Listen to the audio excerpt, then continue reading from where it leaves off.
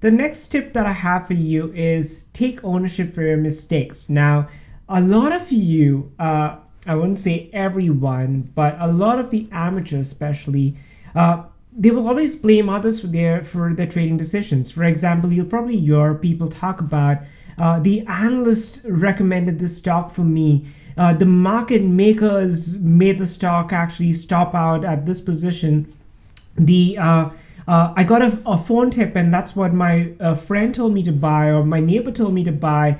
The message boards cause the stock to just jump up and then like fall down to the ground. Or there are people playing games in the market. This is a really manipulated stock. There's insider trading, but these are all factors that could happen to any trade. Like, there is no trade that could be not affected by external factors. There could be a war happening. There could be some government decision coming in. There could be a famine in the country. There could be shortages. There could be COVID. So there's so many different factors that can cause the market to really change direction. So even though it's not an insider that's actually causing it to manipulate and change direction, there's a lot of factors that could happen. But the important thing that I'm trying to emphasize in this video is don't blame others, blame yourself. Take ownership for your decision. And being accountable is what will really make the difference between being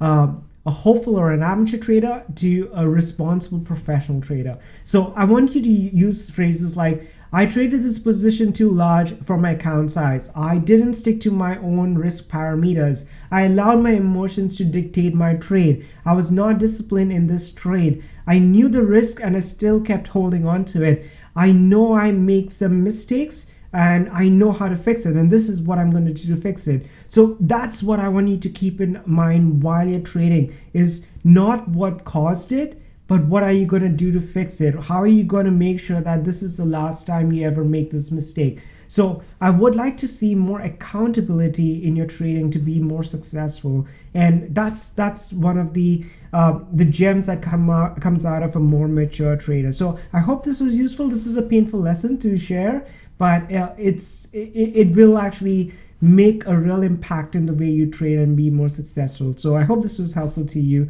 and stay tuned to another video.